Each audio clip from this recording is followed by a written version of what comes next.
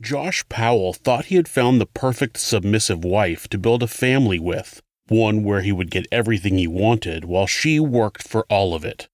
When she started thinking about a divorce, he knew he had to make her disappear. This is Monsters.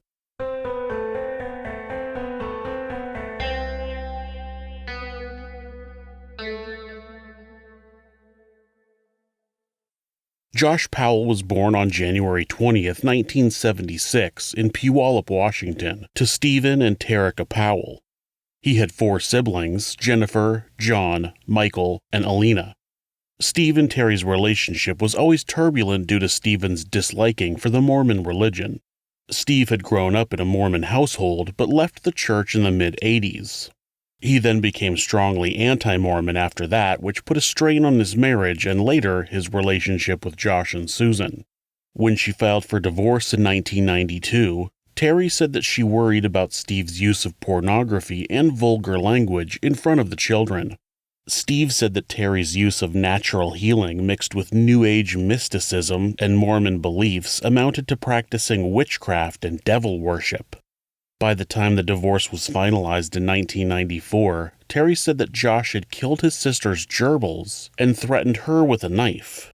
When she had asked him to do the dishes, he turned and pointed a butcher knife at her, saying, quote, "Don't push it, Mom," end quote. When Josh was around 14 years old, he tried to commit suicide by hanging himself, but was obviously unsuccessful. In 1998, Josh was living in Spokane, Washington, attending college at Eastern Washington University, where he met a woman named Catherine Terry.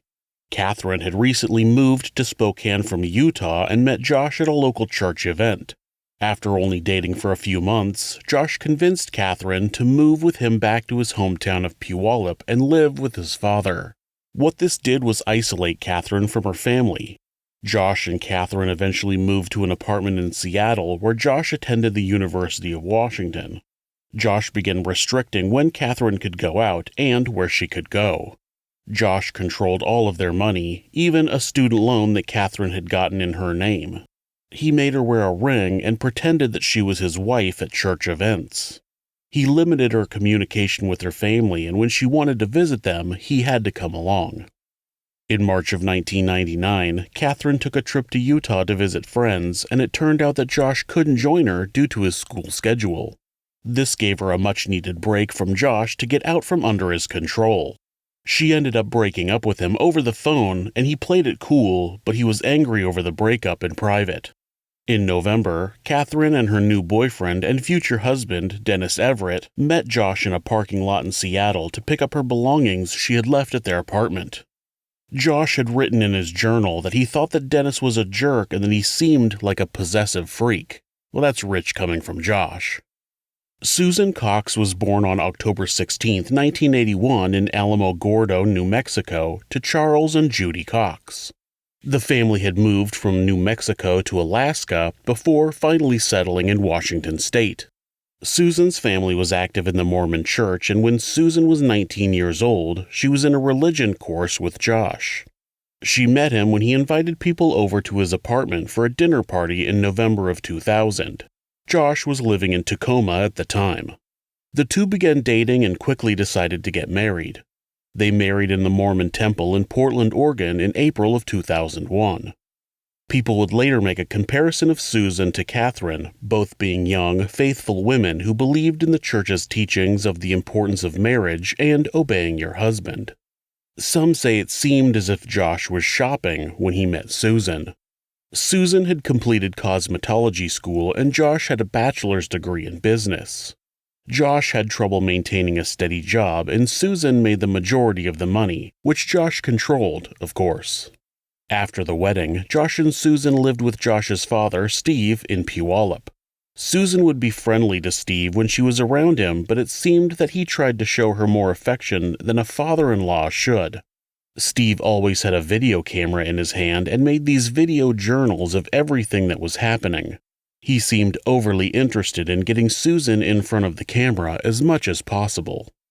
In 2003, Steve confessed his love for Susan while he was giving her a ride in his truck. Steve's camera was sitting between the seats of the truck, but he was recording so the audio was captured.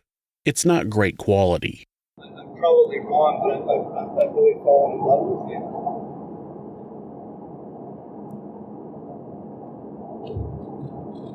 I don't know. I mean, for the last year and a half, you're about the only thing we can think about.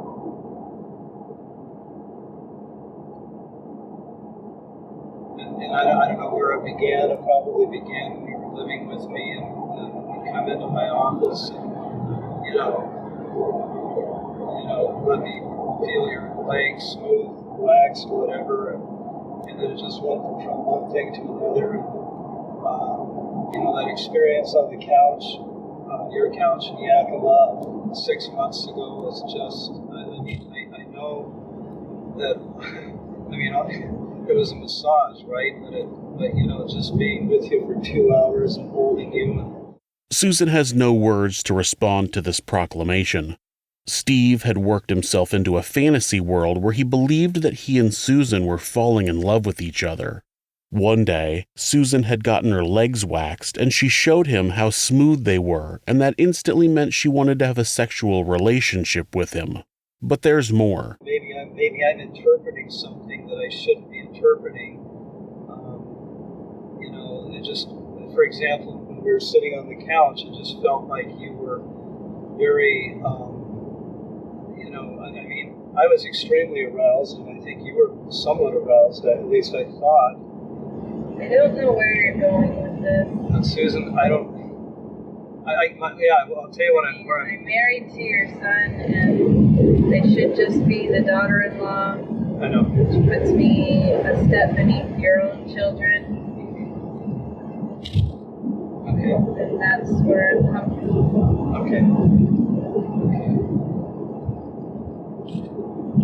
I was kind of meaning to talk to you about this because I realized the last time I came over that my own father, and not to be mean to him about it because everyone treats everyone differently, but my own father doesn't kiss me. He, as of like 6 years ago maybe, just started getting in the habit of saying, I love you. And my mom also. My family is not that vocal and physical with showing their emotion. Mainly it's just you tease someone to show that you care about them. Yeah. Which I think is the first level that most people use. Your coworkers, you tease them because you like hanging out with them. And I was just thinking about the last time that my own father doesn't kiss me and you kiss me, and I didn't like that. Okay.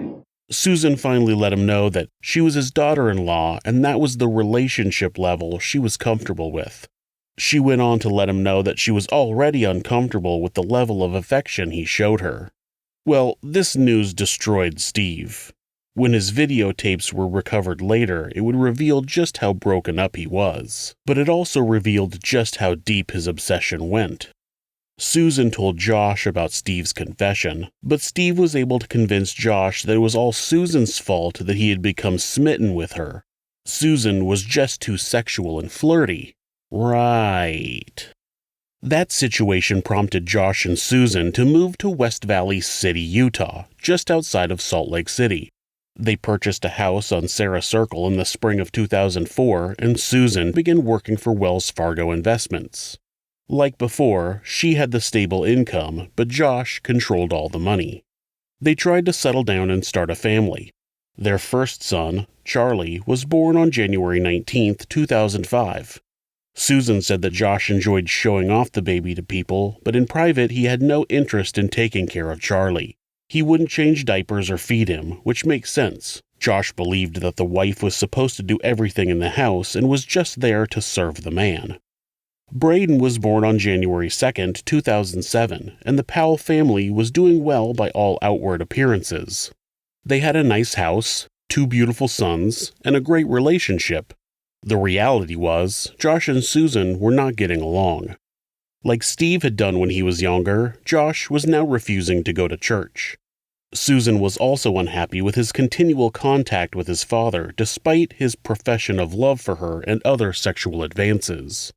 His control of the money was another sore spot in the relationship, as he had spent hundreds of thousands of dollars on tools, computer equipment, and toys, then had to file bankruptcy. Susan met with a divorce lawyer in 2008, and he suggested that she take a video of all the property in their house to have as evidence in the event that they do divorce and things get ugly. On July 29, 2008, she did just that. This is me. July 29th, 2008. It is 12:33 Mountain Time.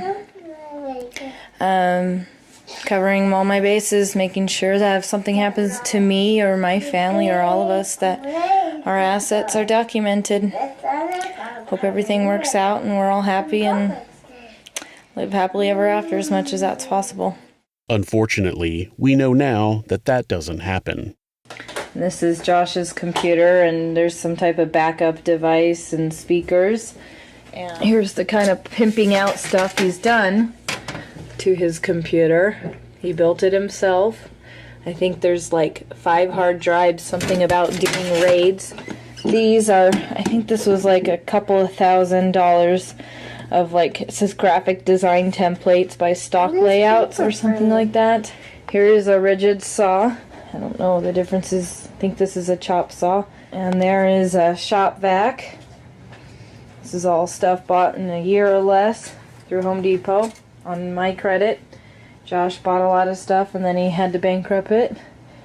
And then he bought a little bit more on my credit. Oh, there's his RC car. It's pretty pimped out. If you can see that stuff. I think he's got probably a 3,000 worth of supplies in the RC car world. Whole lot more tools. So he bought drill sets. There's a nail gun by Boss Stitch. There's a rigid small drill, a Milwaukee drill, a rigid, I think that's a sander of some sort. Here's another saw, drill. There's another RC car and remote. Here's a laptop, table saw.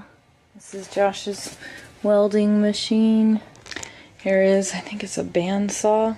Another saw, drill or nail gun or whatever. There's a sander, Nikon digital. And of course, they had the camera that she was using to make that video. Josh had more tools than I've ever owned, and I worked in construction for 20 years before I started doing this. It's not like there were custom cabinets and woodworking details all over their house. Josh was just one of those people who believed his life was better based on the amount of stuff he had. And the way he got that stuff was to put it on credit, most of which was Susan's, and then filed bankruptcy. She even says in the video that he put more stuff on credit after that. But the whole time they were together, Susan was restricted from spending money. She made the money, but Josh spent it all on himself. Susan took this video and kept it in her desk at work. On Monday, December 7, 2009, Debbie Caldwell, the daycare provider for the Powells, became concerned when nobody dropped off Charlie and Braden that morning. Nobody had called to let her know they wouldn't be there, which wasn't like Susan. Debbie tried to call Susan and Josh, but neither of them answered. She went to the Powell house, but didn't see any tire tracks in the snow on the driveway. She knocked on the door, but there was no answer. Debbie called the emergency contact she had on file, which was Josh's sister, Jennifer Graves, and Josh's mother, Terry Powell. They thought it may be carbon monoxide poisoning, so Terry called 911 for a welfare check. Police broke a window near the front door and entered the home. Inside, they found 2 box fans pointing at the living room couch, and the Powell minivan was not in the garage. They couldn't have left that morning because the snow in the driveway was undisturbed. Susan's purse was on a shelf, and inside was her wallet, keys, driver's license, and credit cards. There was no sign of a disturbance. On the afternoon of December 7th, family members finally got a hold of Josh, who said he had taken the boys camping the night before, but Susan didn't go with them. When they asked where she was, he said that he assumed that she was at work. Of course, anytime someone goes missing, investigators look at the spouse first, which makes sense because statistically, that's who's responsible. West Valley City Police Detective Ellis Maxwell spoke with Josh briefly the evening of December 7th, but asked Josh to come into the station the next day so he could answer more questions. We'll be right back. Josh was immediately confused as to why the police wanted to ask him more questions. A brief meeting with a handful of questions was apparently more than enough police work for Josh regarding his missing wife. He was also immediately concerned that the police thought he was a suspect. Now, on the way over here, I actually did call my attorneys, and they said I should definitely have an attorney. What's that? I called my attorneys, which is prepaid legal. Okay. And they said that I should definitely have an attorney. If I didn't read you your Miranda rights, have I? That's what they said. Okay. Well, let me ask you this then, okay? Do you feel like you're under arrest? I don't know. I didn't even think it was that. It didn't even sink in yesterday. But I don't know where she's at, and she ain't back yet. Okay. Okay. So you don't know if you don't know if you feel like you're under arrest or not? This is why everybody instantly thought Josh was guilty. Your wife, the mother of your 2 children, goes missing, and when you go to the police station, your biggest concern is for you. Why do you keep asking me questions? I already told you everything. Why are you bothering me? Because we want to find your wife. Now, are there situations where you should have a lawyer with you when you talk to the police? Sure. Are there situations where you need to protect yourself from police questioning? Sure. But if you're innocent and a loved one goes missing, you probably want to tell the police everything you know in order to help find them. It's usually accepted that your concern for your wife would supersede your desire for self-preservation. The detective explains that he's not under arrest and that it's a missing persons case that was initially a case of a missing family. Okay.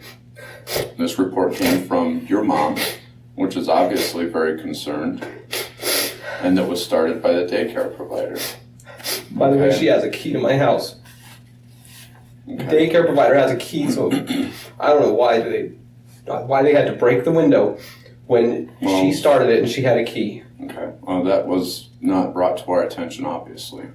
Again, his priority is not finding his wife. He's upset that they broke a window. The police, who don't know who has a key, who are worried that people are in the house, possibly dying, and want to get in to potentially save them, should call around and try to find a key first in order to save a $200 vinyl window? Right. Josh finally agrees to talk to the detective without a lawyer, but he's totally checked out. His mind is not on his missing wife. So, what brought you guys to Utah? Just, I'm sorry, what did you say? What brought you guys to Utah? Just getting away. Yeah, just getting away from your creepy father after he professed his love to your wife. Detective Maxwell has him explain what happened on the days leading up to Susan's disappearance. Josh explained that Saturday morning he took the boys to Lowe's where they did a building activity and then they went to a church party for breakfast. The detective asked him if he and Susan had any arguments, and Josh said no. Susan worked on Saturday. Her schedule was Monday, Tuesday, Friday, and Saturday. She left at about noon to go to work, and their friend Giovanna brought her 10-year-old over where they worked on some home improvement projects together. When Susan got home from work, Giovanna left and Josh and Susan watched the Santa Claus too. Sunday morning, Susan took the kids to church. Josh told Detective Maxwell that he didn't go to church because he didn't feel like walking, but Susan had complained that Josh had stopped going to church, so this sounds like a lie. At about noon, Josh said that he went to the store. I went to the store and picked up After she got home? some kind of food. I don't remember what. I actually drove her home because I drove up about that time and she was walking with the boys and she was only a couple blocks from home, but I, got them in the car and just drove them home. Okay. and I went to the store. Seems like it might have been Winco. Okay. I can't even remember what I bought. Okay. But it was something to eat. I bought yogurt. There was something I was missing. Anyway, I made an omelet. When I got back, I made some kind of an omelet. What was going on in the house when you got back?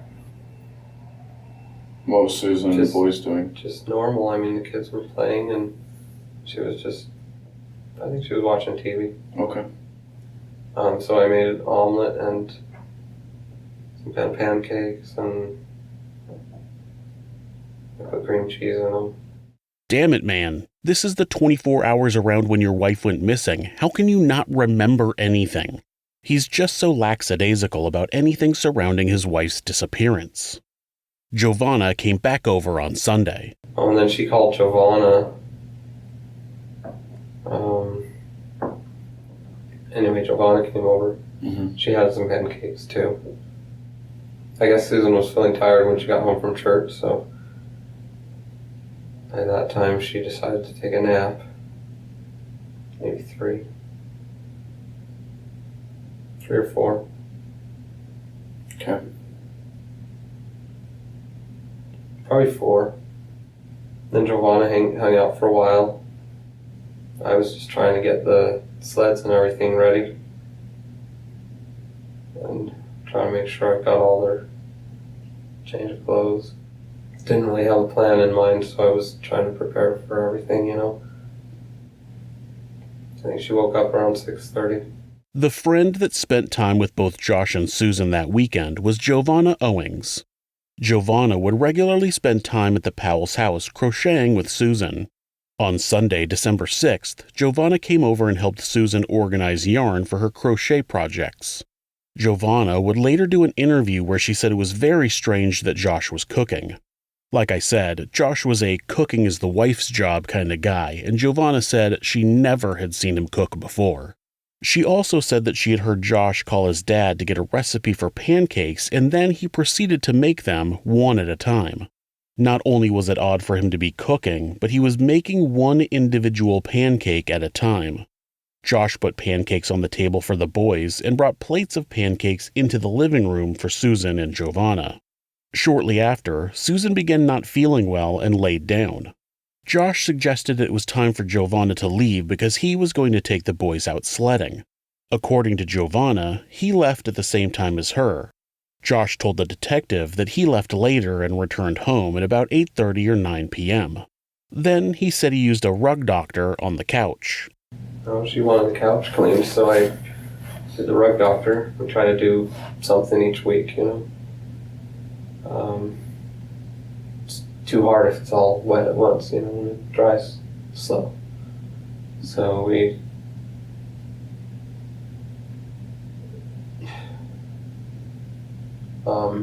then we watched a movie. And I think that was probably Santa Claus 3. Mm-hmm.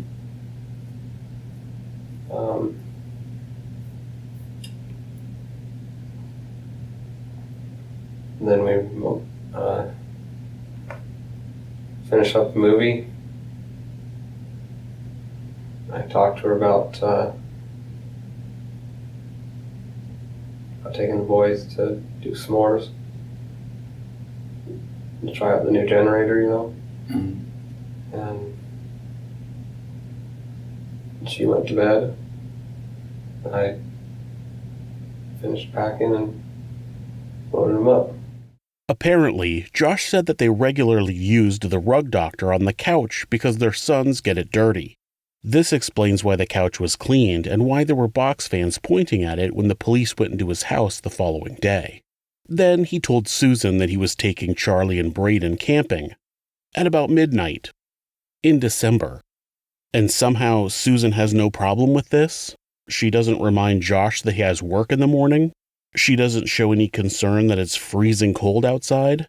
The detective has the same questions. He asks him to give him more details about the conversation. You know, I told her that I wanted to, and she just said, as long as you have a heater, you can't take the boys out in the cold without a heater. I'm like, yep, I've got my generator. Mm-hmm. That was it? That's basically, I mean, it wasn't a long conversation.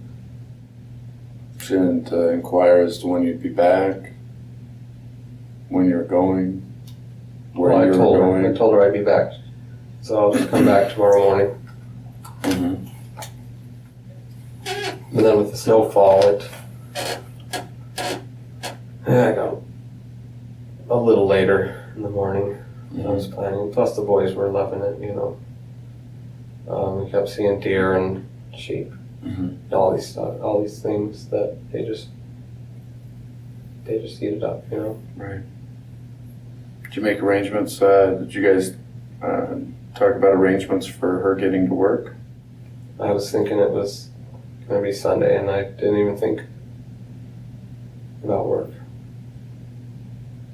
And her? I guess it didn't cross her mind at the time. Okay. His explanation of why he went out on Sunday night when he and Susan both had work in the morning was that he had gotten his days mixed up and he thought it was Saturday night. Now, I can be forgetful, and I've definitely gotten days mixed up, and maybe Susan just didn't think about what day it was when Josh talked to her about camping. So this explanation is plausible, but as his story progresses, it causes problems. Josh explained that he packed 3 pairs of clothes for the boys, but none for himself. He packed heaters, a humidifier, his new generator, some wood, fire extinguishers, lighters, camping gear, gas, tarps, and he said the sleds were already in the van. When he was asked what type of camping gear, he said he didn't know.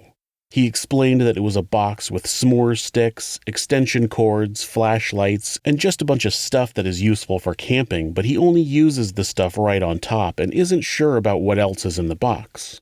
He also packed yogurt, cheese, hot dogs, marshmallows, and graham crackers. He described going on I-80 to Tooele. From there, he headed south and went on to the historic Pony Expressway, which is about an hour south of Salt Lake City, where he pulled off onto a trail. He told the detective that he already had a full tank of gas, so he didn't need to fill up and didn't stop anywhere else. He wasn't sure how far down the Pony Express he went. He says he just drives until he sees somewhere that looks good. According to Josh, he just does stuff throughout the day, throughout his life really, and doesn't pay any attention to what he's doing.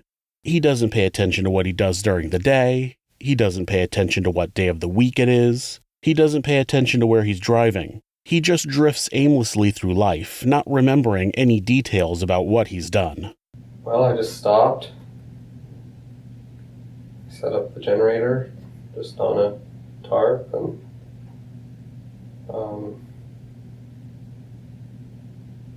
plugged in the heaters, got some sleep. Just right there on the trail? Mm-hmm. Okay.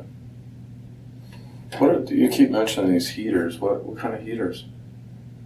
Just a heater, just a space heater. A space heater you plug in? Yeah. And you just plugged it into the generator and Yeah. left it in your car? Well, the generator out, but the car, the heater's inside. Hmm. You can't run a car with the engine. You can't sleep in a car with the engine running. Yeah. Although I've done it a few times. Okay. But usually if you fall asleep with it running, you're taking a gamble. But with the generator, it's sitting off to the side, and so it's not really that close. Okay. What happened to crying, sniffling Josh? He's chatty Cathy now, all smiles and friendly banter. Josh explained that they slept inside the van, with his new generator set up outside powering some space heaters in the van. They woke up at dawn, had a little campfire to make s'mores, then drove all over the trails on the Pony Expressway. Coming back, he said he drove north until he saw a sign for Lehigh, so he went that way. I'm not quite sure where he was, but there only seems to be one highway between the Pony Express and Lehigh. He said he stopped at a self-serve car wash in Lehigh because the trails on the Pony Expressway get the car so dirty.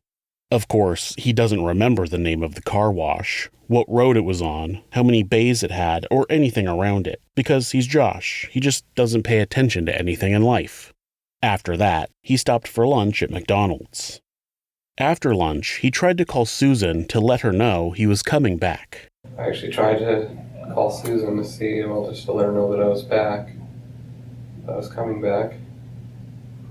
What time was that? I can't even remember. After lunch? Yeah, it was probably 2 or 3. And then I was just driving with the boys, telling them,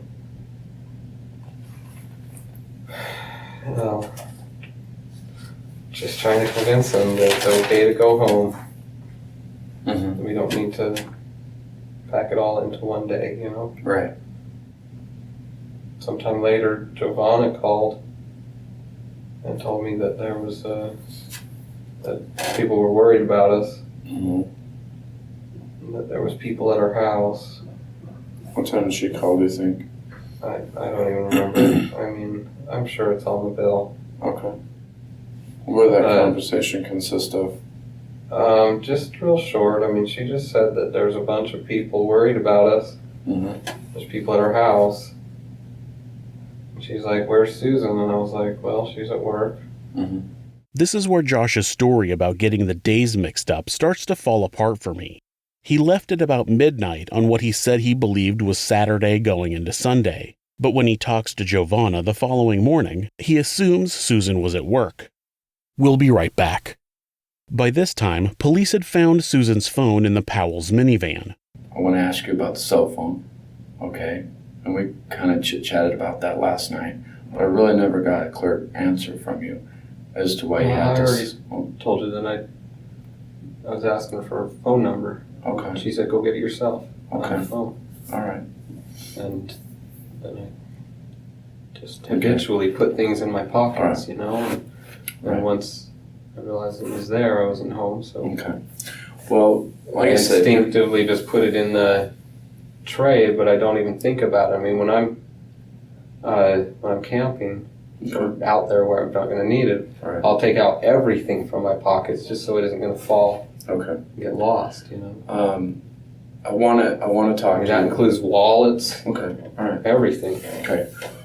It was inside the center console, and Josh had explained that he had asked Susan for a phone number, and she had told him to just get it off of her phone. He did, and then he just stuck her phone in his pocket, and it was still there when he left to go camping. He then told authorities that he always sticks everything in his pockets into the center console when he's camping. His phone, his wallet, etc. So he would have known he had Susan's phone that night when he emptied his pockets, and then he would have likely seen it again the following day when he got his stuff out of the center console. It was pink, so it's hard to miss. So why did he call Susan's cell phone to let her know he was on his way back? He knew he had her phone. Then, when she didn't answer, naturally because her phone was with him, he left her a message apologizing about messing up the days. He said in the message that he had mixed up the days and thought he had left on Saturday night. So he knew it was Monday and assumed that Susan was at work. But how did she get there? The Powells only had one vehicle, and normally Josh dropped Susan off at work on his way to his job. Then he came back to pick her up at the end of the day. Maybe she got a ride from someone, but nobody asked. Josh never questioned how Susan got to work, and the detective never asked Josh either. It's very frustrating. There's this massive question at the root of Josh's story, and nobody asks him about it. He said he then drove to Susan's work to pick her up at the time he normally did, but she never came out. Eventually, someone from her office told Josh that she had never shown up for work that day. That's when he called his sister, Jennifer, to talk to her about what to do. The other detail that immediately made Josh look guilty was his lack of urgency when it came to Susan's disappearance. He just didn't seem to be concerned that she was missing. Tell me what happens after you disconnect the phone with Jennifer.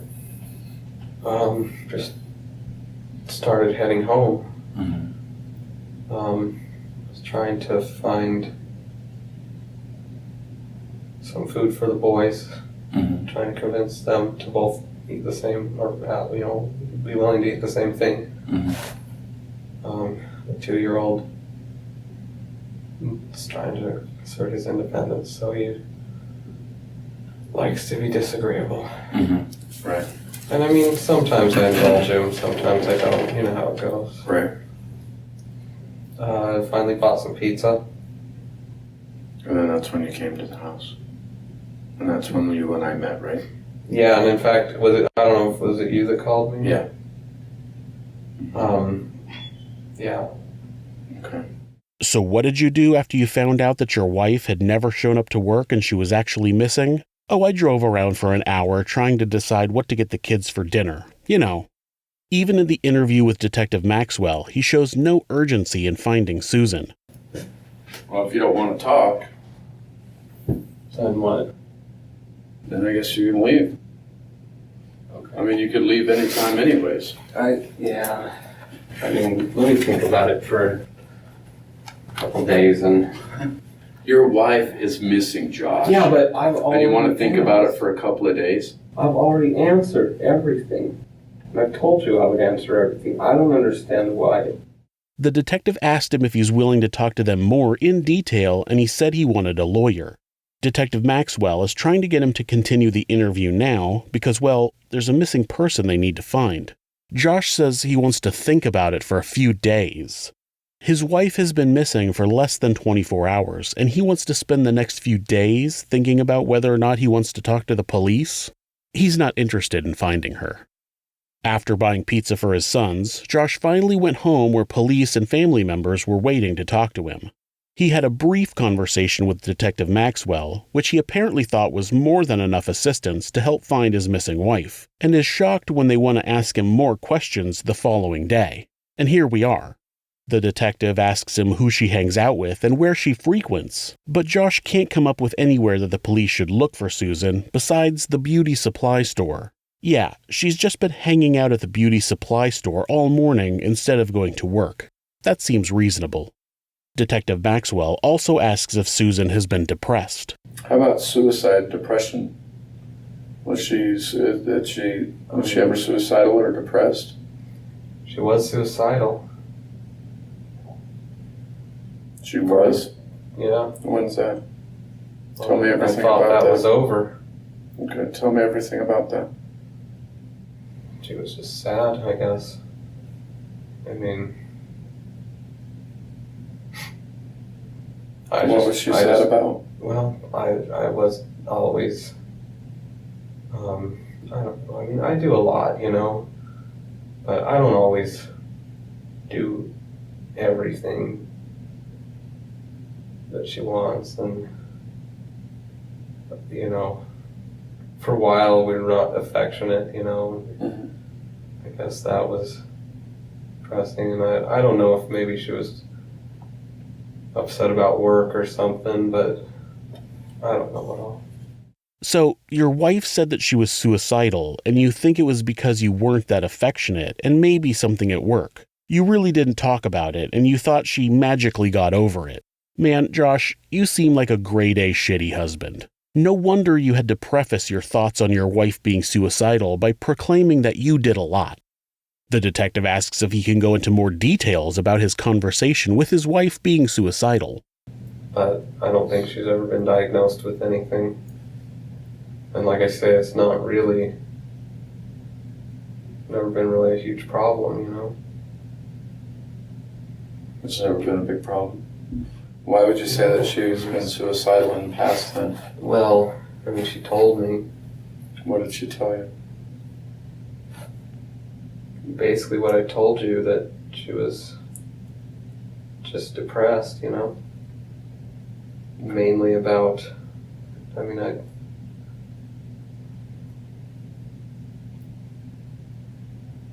you know, just the affection issue and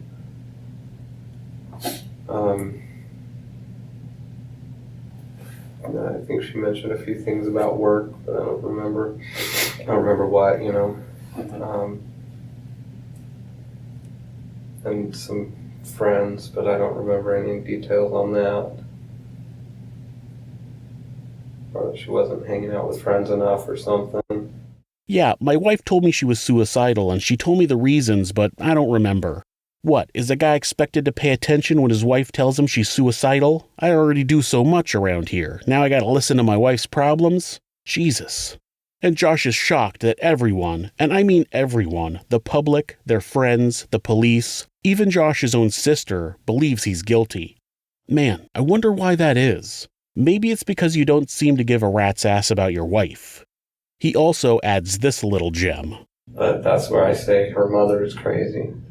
And I've been trying to convince her that you gotta get some shrink to pound your mother out of you. But she doesn't see it that way. She gets really mad when I say anything about her mother. Yeah, joking about my missing wife while I tell you about how she's suicidal. That's hilarious. While Josh was being interviewed, other detectives were talking to Charlie and Braden.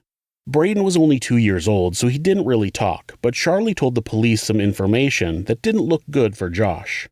Charlie told the detectives that he went camping with Dad, Braden, and Mommy, but Mommy didn't come home. I just spoke with some of our other detectives, and you're going to have to wait here with us. You're not going to go anywhere. One of our detectives just interviewed your children, and your children are telling our detectives that Mom went with you guys last night and that she didn't come back. She did not go with us. Okay, well, with that, just getting that information, you're not going to go anywhere. I'm not going to let you leave. I'm going to detain you. You sit right here. If you want a lawyer and you want to talk, or you want to change your mind and talk, or take a CBSA test, then we can do those things. But Now with that in mind, They know that she didn't go with us. do your kids lie? Sometimes they do. I mean, if they said that she was with us, they know that's not true. So if they And say if they said that she was with us, then I Then guess what? that would put her out at Pony Express. okay, and that's my concern. That's our concern. It is cold outside. And if there's any Look, way we she- can help her, we can help her right now if you help us out. No, she was not with us. I didn't leave her at the Pony Express. I didn't just take her out and drop her off or even do anything. When Detective Maxwell received that information, he told Josh that he was being detained and that he wouldn't be able to go to his house or have his car or cell phone back. He was getting a search warrant for all three of them. When police searched the Powell home, they found blood-stained patterns on the sofa, carpet, and floor. DNA would later come back matching Susan. They found a life insurance policy on Susan for $1 million. When they searched Susan's office at her work, they found the video she had made documenting all of the property in their house. They also discovered that Susan had a safe deposit box at the bank where she worked. Inside was a handwritten will where she wrote about how bad their marriage had been. She described the life insurance policy that Josh had taken out on her, and she wrote that she would never leave her boys. She also wrote, quote, "If I die, it may not be an accident, even if it looks like one," end quote. For some reason, the police let Josh go. They shouldn't have. They had more than enough circumstantial evidence to hold him while they continued their investigation. Detective Maxwell wanted to arrest him, but apparently the district attorney wanted Susan to be missing for at least 12 months before they arrested him. Brilliant. What a fabulous idea. After Josh's interview, the police observed him carrying out some bizarre behavior. He liquidated Susan's retirement account. He called the daycare provider and told her that Charlie and Braden wouldn't be coming back. He also called and canceled all of Susan's chiropractor appointments. He shoved bags and bags of garbage into the trash, and he pulled his van out of the driveway and spent the day thoroughly cleaning the interior. When the Powell minivan was finally brought into the police station and searched, Josh went to the Salt Lake City airport and rented a Ford Focus. He put 807 miles on it over the next 18 hours and then returned the car.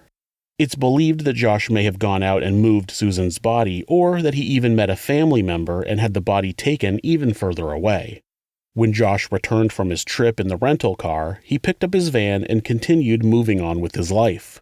He was scheduled to talk to authorities again on December 5th, for which he had retained a lawyer, but never showed up to the meeting. He spoke to the police the following day and was not cooperative. By December 20th, Josh had taken Charlie and Braden to Puyallup for the holidays, but on January 8th, he returned to West Valley City with his brother, Michael, and the two packed up his house and Josh moved permanently to Puyallup, where he lived with his father, Stephen. It was exactly 1 month since his wife had gone missing, and Josh Powell was not interested in cooperating with police or even living in the same state where he and Susan resided. He had no interest in finding her. He knew he never would, because he knew she was dead.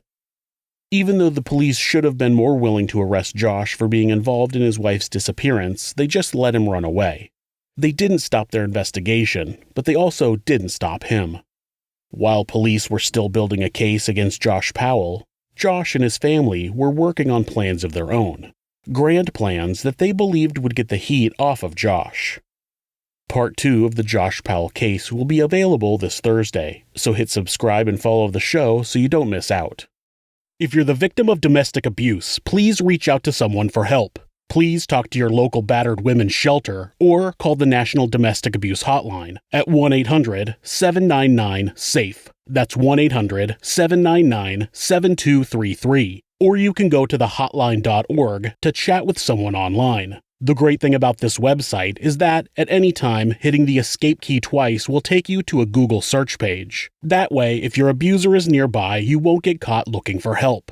If you're having feelings of harming yourself or someone else, or even just need someone to talk to, please contact your local mental health facility, call 911, or call Mental Health America, who operate the National Suicide Prevention Hotline at 1-800-273-TALK. That's 1-800-273-8255. They're available 24 hours a day, 7 days a week, and will talk to you about any mental health issue you might be facing.